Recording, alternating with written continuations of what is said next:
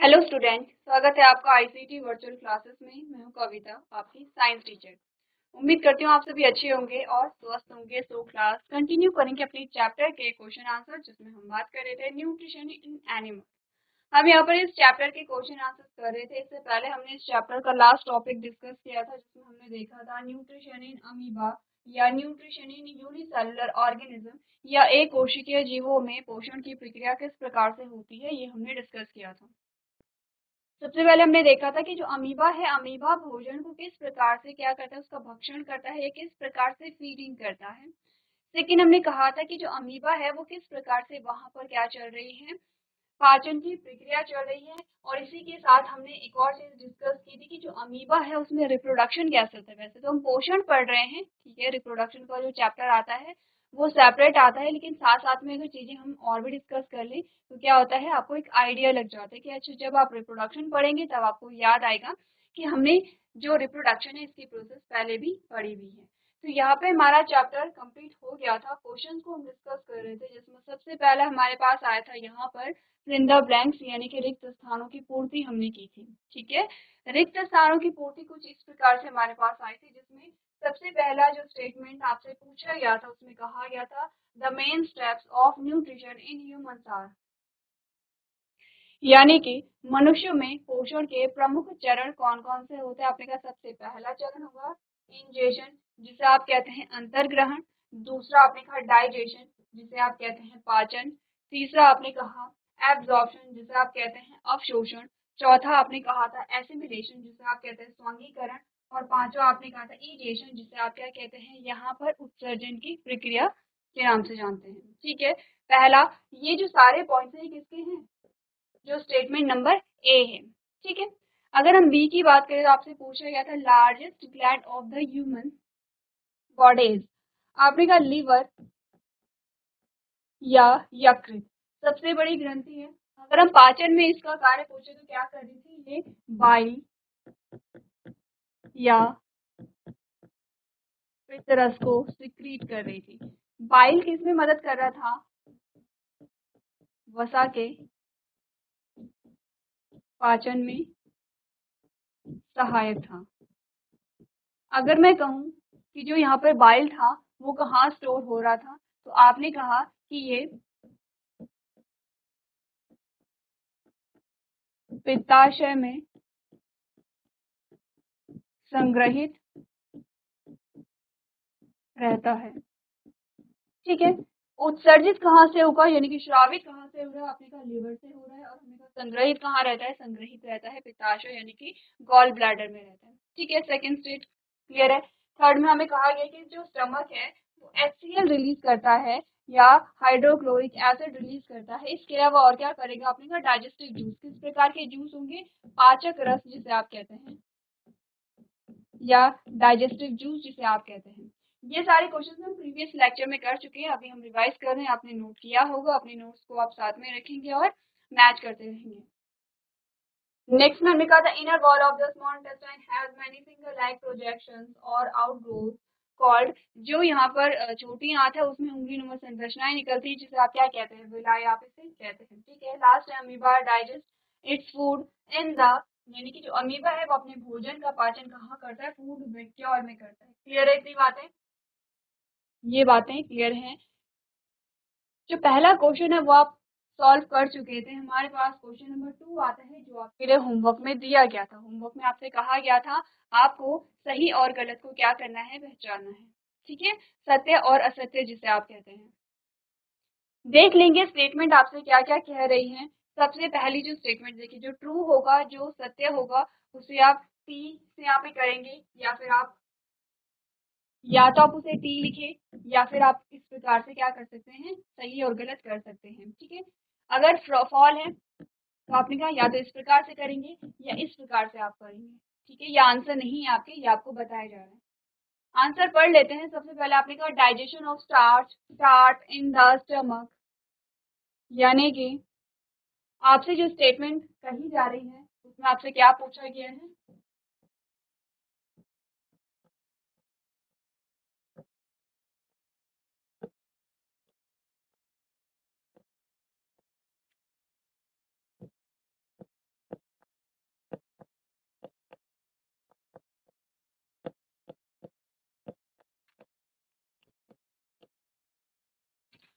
पहला जो स्टेटमेंट आपके पास है, आपसे पूछा गया है कि जो स्टार्च है, स्टार्च का जो पाचन है वो आमाशय में होता है। अब स्टार्च क्या है? सबसे पहले तो आपसे यही क्वेश्चन आता है कि स्टार्च क्या है। स्टार्च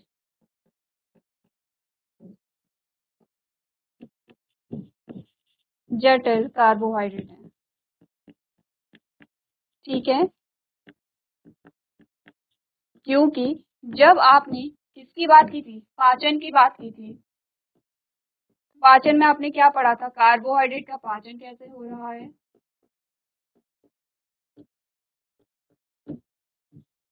आपने कहा था प्रोटीन का पाचन कैसे हो रहा है, आपने कहा था वसा का पाचन कैसे हो रहा है। आपने इन तीनों चीजों को पढ़ा था, आपने इन तीनों चीजों को पढ़ा था। तो स्टार्च आपसे पूछा गया, तो कार्बोहाइड्रेट भी आपसे पूछा गया कि जो स्टमक है, जो हमारा आमाशय है, आमाशय में क्या करता होता है, भोजन का पाचन होता है। आमाशय वाला पोर्शन आप जानते हैं कौन सा हमने कहा था?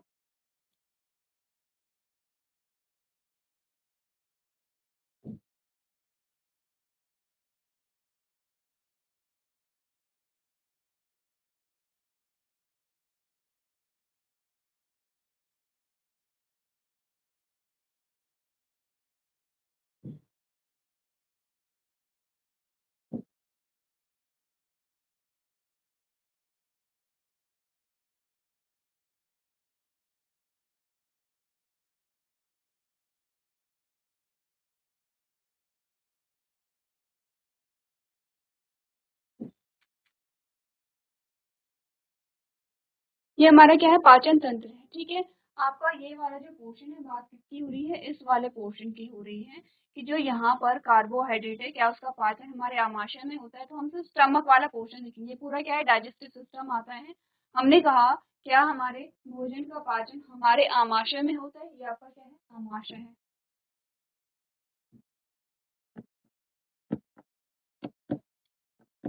ठीक है। आमाशय या स्टमक जिसे हम कहते हैं, यानी कि जब भोजन यहाँ पर आ गया है, तब यहाँ पर कार्बोहाइड्रेट का पाचन हो रहा है। ये ट्रू है या फॉल्स है, ये आपको बताना है। इससे पहले आपको ये पता होना चाहिए, अगर स्टेटमेंट को आपको सॉल्व करना है तो आपको इतना पता होना चाहिए कि यहाँ पर जो भोजन है, भोजन को जब आपने ग्रहण किया तो भोजन के साथ क्या क्या हुआ, ठीक है। इसी के साथ एक और क्वेश्चन आता है कि ये जो भोजन है, जब स्टमक भोजन में जाता है तो उसे क्या कहते हैं। दो शब्द हमारे पास आते हैं, बोलस आता है और काइम आता है। क्या कहते हैं, बोलस कहते हैं या काइम कहते हैं, ये आपके लिए क्या है, क्वेश्चन मार्क है। ये आप लोगों को पढ़ना है। जब हम डाइजेशन पढ़ रहे थे तब आपको बोला गया था कि बोलस कब कहते हैं भोजन को और काइम कब कहते हैं, ठीक है। अब हमने कहा कि जब हमने भोजन को ग्रहण किया था तो आपने क्या किया था, मुख में ग्रहण किया था, उसमें दांतों ने क्या किया था, फिजिकल ब्रेकडाउन किया था, कैसे, भोजन को काट कर और चबा करके। अब हमने कहा केमिकल ब्रेकडाउन स्टार्ट हो जाता है कहाँ पर, मुख में ही। हम किसकी बात कर रहे हैं,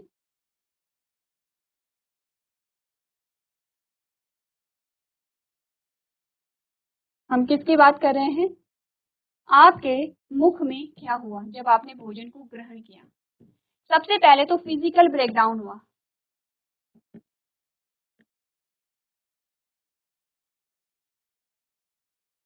यानी कि फिजिकल ब्रेकडाउन में क्या होता है, आपने कहा फिजिकल ब्रेकडाउन में आता है काटना, चबाना, किसके द्वारा, दांतों के द्वारा, ठीक है। क्या है, भोजन को काटना और चबाना, ठीक है। अब हमने कहा मुख में सेकंड होगा केमिकल ब्रेकडाउन। केमिकल ब्रेकडाउन में क्या आते हैं,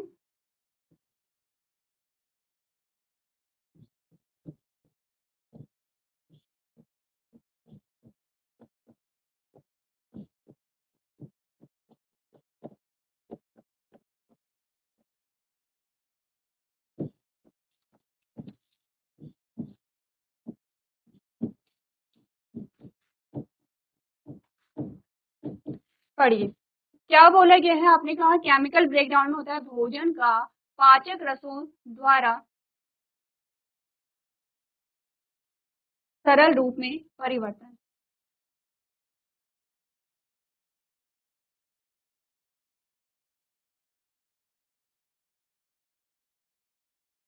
ठीक है, तो हमने क्या बात की है, हमने कहा कि भोजन का जो पाचक रसों द्वारा क्या होता है, सरल रूप में परिवर्तन होता है। इसी को हम क्या कह रहे हैं, पाचन कह रहे हैं।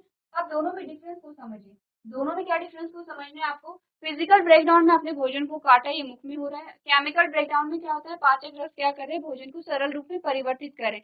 भोजन को सरल रूप में परिवर्तित करने का सिंपल सा मतलब है, जो आपने न्यूट्रिएंट्स देखे थे, पोषक तत्व देखे थे, जिसमें कार्बोहाइड्रेट, प्रोटीन और वसा की बात हुई है, वो सरल रूप में परिवर्तित हो रहे हैं। तो हमने कहा पाचक रस क्या होंगे यहाँ पर, लार, जिसे आप सलाइवा कहते हैं। ठीक है, सलाइवा में क्या होता है, क्या पाया जाता है सलाइवा में, स्लाइवरी एमाइलेज। ठीक है, सलाइवरी एमाइलेज।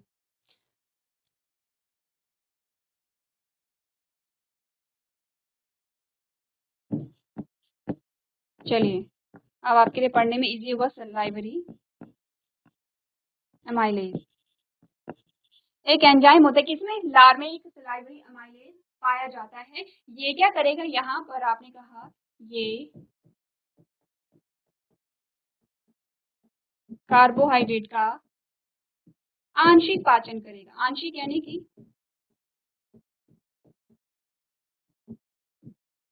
आंशिक पाचन का मतलब होता है कि पूरा पाचन नहीं हुआ है, कुछ पाचन यहाँ पर होगा, कहाँ पर, मुख में हुआ कार्बोहाइड्रेट का, कुछ छोटी आंत में होगा। ठीक है, तो इस बात से आप क्या समझे, पूरे सिनारियो से हम क्या समझे, हम इतना समझे कि अगर स्टार्च क्या है, स्टार्च क्योंकि कार्बोहाइड्रेट है, और आपने कहा क्योंकि कार्बोहाइड्रेट का पाचन मुख से शुरू हो जा रहा है, हमारे स्टमक से शुरू नहीं हो रहा है, मुख से शुरू हो रहा है, तो ये वाली जो स्टेटमेंट आपकी क्या होगी, फॉल होगी। इसे आप एफ या क्रॉस से दिखा सकते हैं कि ये जो स्टेटमेंट है ये क्या है, असत्य आती है। ठीक है, क्लियर है, ये सारी चीजें आपने नोट कर ली होंगी।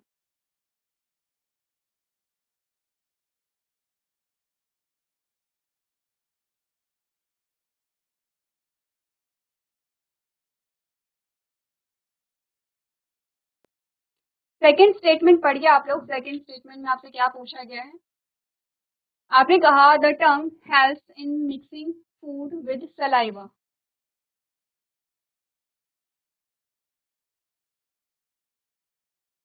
यानी कि आपसे पूछा गया है जो जीभ है,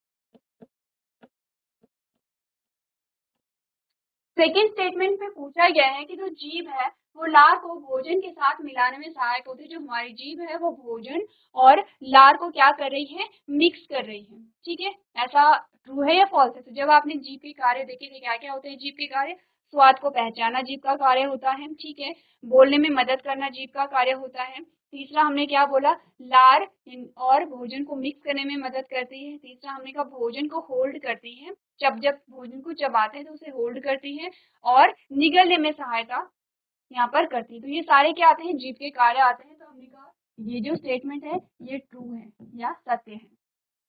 ठीक है, तीसरी स्टेटमेंट हमसे क्या पूछी गई है, आपने कहा the gall bladder temporarily store bile. यानी कि पित्ताशय क्या करता है, पित्तरस का संग्रह करता है।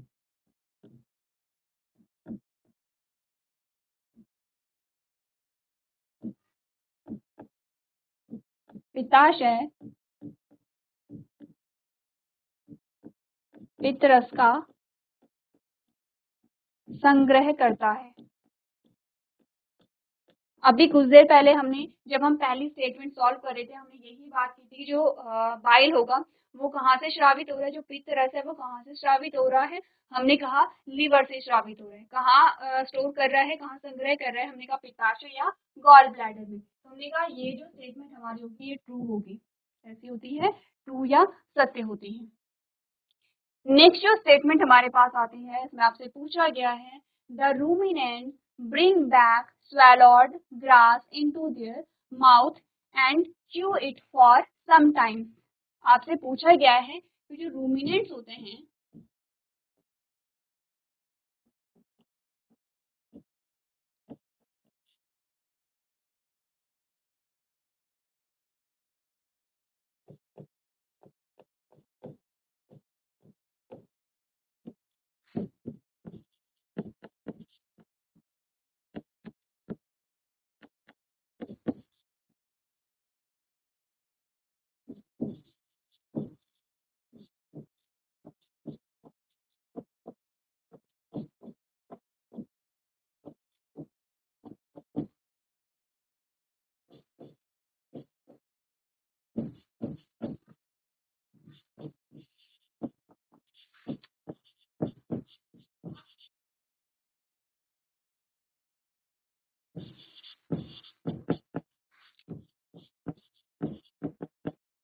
आपसे लास्ट वाली जो स्टेटमेंट है उससे आपसे कहा गया है कि जो रूमिनेंट्स होते हैं, ठीक है, जो रूमिनेंट्स होते हैं वो क्या होते हैं, जो निगली हुई घास है जिसे उन्होंने निगल लिया है, निगली हुई घास को वापस क्या करेंगे, मुख में लाते हैं और फिर से उस घास को क्या करते हैं, चबाते हैं। ये सही है या गलत है? तो हमने कहा था कि रूमिनेंट्स उन्हें तो हम कहते हैं रूमिनेशन।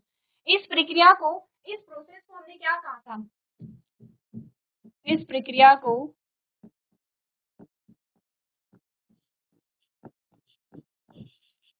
रूमिनेशन कहते हैं।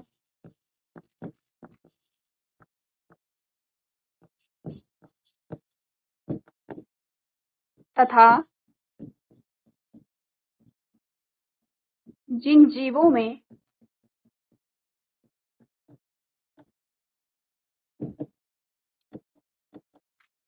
रूमिनेशन की प्रक्रिया पाई जा रही है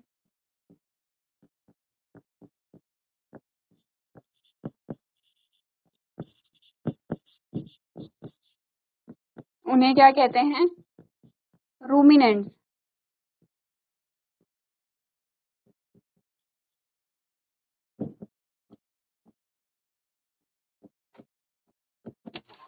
ठीक है, अब हमने यही तो कहा था कि रूमिनेशन क्या है, रूमिनेट्स क्या है। इसमें इसमें हमारी ये वाले स्टेटमेंट आती है कि कैसी है, ट्रू है या सत्य है। ठीक है, इतनी बात अगर क्लियर है तो सारे पॉइंट्स को एक बार पढ़िए और उन्हें अपनी कॉपी में नोट कीजिए।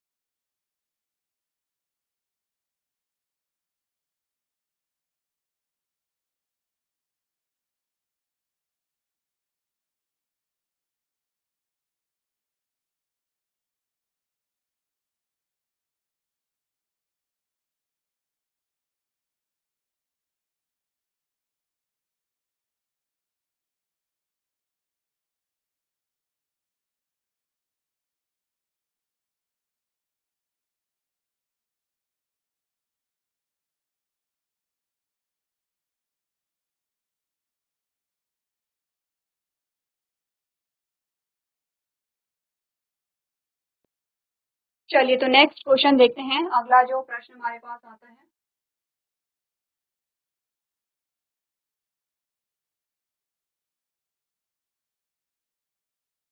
चलिए क्वेश्चन नंबर 3 देखिए। क्वेश्चन नंबर 3 में आपसे पूछा गया tick as mark the correct answer in each of the following. ठीक है, आपको बोला गया है कि यहाँ पर आपको क्या करना है, एमसीक्यू जैसे होते हैं, इनके बहुविकल्पी प्रश्न आपके पास आए हैं। ठीक है, आपको जो भी सही ऑप्शन आपका दिखेगा आपको उसे टिक करना है, जैसे कि आप लोग यहाँ पे 4 ऑप्शन में से सेलेक्ट करते हैं। आपसे पूछा गया है फैट इज कम्प्लीटली डाइजेस्टेड इन, यानी कि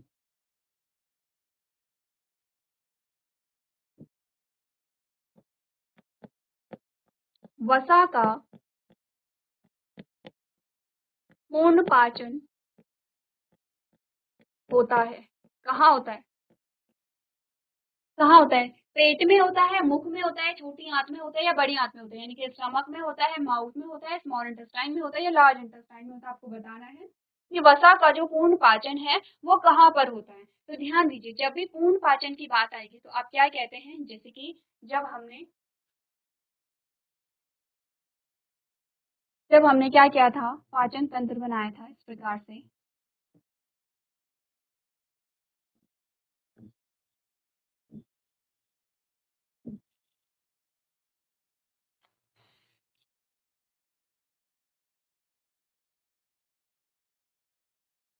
जब हमने पाचन तंत्र बनाया था,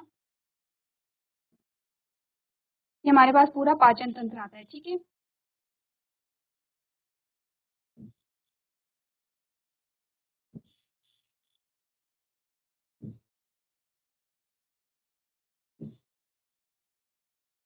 ये आपका पूरा कंप्लीट डाइजेस्टिव सिस्टम है, पाचन तंत्र है। हमने कहा कि पाचन जो है वो कहाँ से शुरू हुआ, आपने कहा पाचन शुरू हुआ मुख से, फिर पाचन हुआ कहाँ, आमाशय में। ठीक है, आमाशय में। और जो पूर्ण पाचन होता है, जो पूर्ण पाचन होता है वो होता है आपकी छोटी आंत में। कहाँ पर, आपकी छोटी आंत में। तो जब भी पूर्ण पाचन की बात आए तो आपका जो सही आंसर होगा वो क्या होगा, छोटी आंत में, स्मॉल इंटेस्टाइन में। ठीक है, यानी कि आपका सही आंसर क्या होगा यहाँ पर, जो आपका ऑप्शन नंबर 3 है।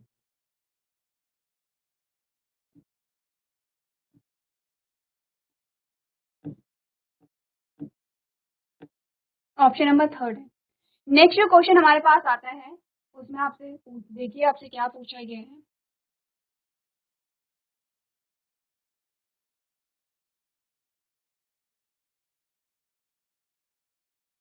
अगली जो स्टेटमेंट आती है उसमें आपसे पूछा गया है water from the undigested food, water from the undigested food is absorb mainly in the, यानी कि जो बिना पचा हुआ भोजन है, देखिए जिस भोजन का पाचन हो गया है उस पाचित भोजन का अवशोषण होगा, लेकिन जिस भोजन का पाचन नहीं हुआ है उसमें से पानी मुख्य रूप से अवशोषित कहाँ होता है, यानी कि जो इनडाइजेस्टेड फूड है या फिर जो बिना पचा हुआ भोजन है उसमें अगर पानी रह जाता है तो उसका जो अवशोषण होता है वो कहाँ पर होता है, पेट में होता है, भोजन नली में होता है, छोटी आंत में होता है या बड़ी आंत में होता है। तो जब हमने पढ़ा था बड़ी आंत को तो हमने कहा था कि क्या होगा, बड़ी आंत में क्या होता है, आंसर क्या होगा, बड़ी आंत। बड़ी आंत में क्या होता है, जो वाटर होता है और सॉल्ट होता है, पानी और लवण जो होते हैं उनका जो एब्जॉर्प्शन होता है वो यहाँ पर बड़ी आंत में होगा। ठीक है, क्लियर है इतना। चलिए नेक्स्ट जो क्वेश्चन आता है आपसे पूछे गए हैं which part of the digestive canal is involve in, आपको बताना है कि ये जो प्रोसेस आपके पास आई है, आपको बताने की ये जो स्टेटमेंट आपके पास आए हैं, ये जो प्रक्रियाएं आपके पास आई हैं कहाँ कहाँ हो रही हैं, जैसे कि एब्जॉर्प्शन ऑफ फूड, भोजन का पाचन कहाँ पर हो रहा है, च्यूइंग ऑफ फूड, भोजन को कहाँ चबाया जा रहा है, किलिंग ऑफ बैक्टीरिया, बैक्टीरिया को कहाँ किल किया जा रहा है, कंप्लीट डाइजेशन ऑफ फूड, यानी कि भोजन का पूर्ण पाचन कहाँ पर हो रहा है, फॉर्मेशन ऑफ फीसेस, यानी कि जो यहाँ पर मल है उसका निर्माण कहाँ पर हो रहा है। आंसर आपके पास इस प्रकार से आते हैं। आपने कहा एब्जॉर्प्शन कहाँ पर होगा, छोटी आंत में होगा, स्मॉल इंटेस्टाइन है, कहाँ भोजन चबाएंगे, मुख में चबाएंगे, भोजन जो बैक्टीरिया उसे कहाँ किल किया जा रहा है, स्टमक में किया जा रहा है, कंप्लीट डाइजेशन कहाँ पर होगा, अगेन आपका छोटी आंत यानी कि स्मॉल इंटेस्टाइन आता है। और फॉर्मेशन ऑफ फीसेस कहाँ पर होगा, आपने कहा लार्ज इंटेस्टाइन में। तो क्या क्या हमारे पास आंसर आए हैं उसे नोट कीजिए। एब्जॉर्प्शन कहाँ पर होगा, स्मॉल इंटेस्टाइन, ठीक है। कहाँ भोजन को चबाते हैं, माउथ में। किलिंग ऑफ बैक्टीरिया कहाँ है, स्टमक में।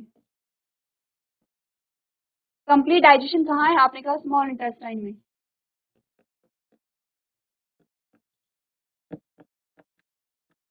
ठीक है। फॉर्मेशन ऑफ फीसेस कहाँ है, लार्ज इंटेस्टाइन में।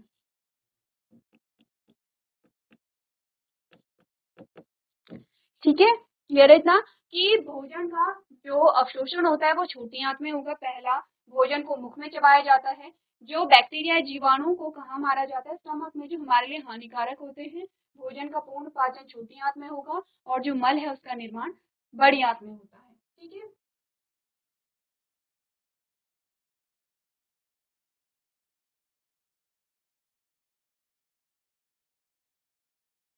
चलिए, match the items of column first with suitable items in column second.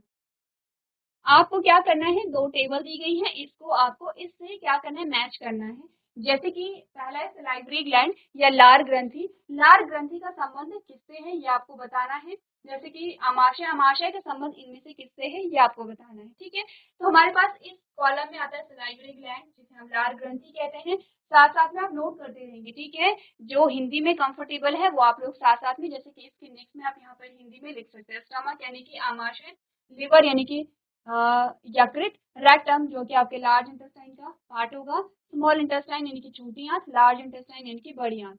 आपने कहा बाइल जूस सिक्रीशन यानी कि पित्त रस का Shravan, storage of undigested food and faeces यानी कि जो यहाँ पर अपचित भोजन है उसका संग्रह, सलाइवा सिक्रीशन यानी कि लार का श्रावण, एसिड रिलीज यानी कि जहां से अम्ल श्रावित हो रहा है, डाइजेशन इज कंप्लीटेड यानी कि भोजन का पूर्ण पाचन, एब्जॉर्प्शन ऑफ वाटर यानी कि पानी का क्या अवशोषण। क्लियर है। अब यहाँ पर आपको क्या करना है, इस कॉलम को मैच करना है। तो सलाइवरी ग्लैंड में आपने क्या बोला कि जो सलाइवरी ग्लैंड होती है क्या करेगी, सलाइवा का सिक्रीशन करेगी। स्टमक हमारा क्या होता है, आपने बोला स्टमक में होकर एसिड रिलीज होता है। लीवर क्या करेगा, बाइल का सिक्रीशन करता है। ठीक है, लार्ज स्मॉल इंटेस्टाइन में आपने क्या होगा, डाइजेशन कंप्लीट होगा। लार्ज इंटेस्टाइन में क्या होगा, वाटर का एब्जॉर्प्शन होता है। और रेक्टम में आपने क्या बोला कि स्टोरेज ऑफ अनडाइजेस्टेड फूड।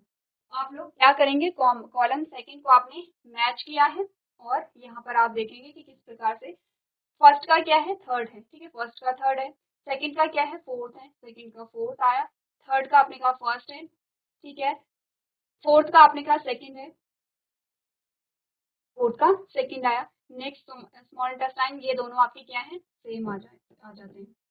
तो इसी प्रकार से आपको करना क्या है, अपने जो चैप्टर है, चैप्टर से रिलेटेड क्वेश्चन आंसर्स को सॉल्व करना है। तो आज के सेशन में हम इतना ही करेंगे। अभी तक क्लास में बने रहने के लिए आपका धन्यवाद।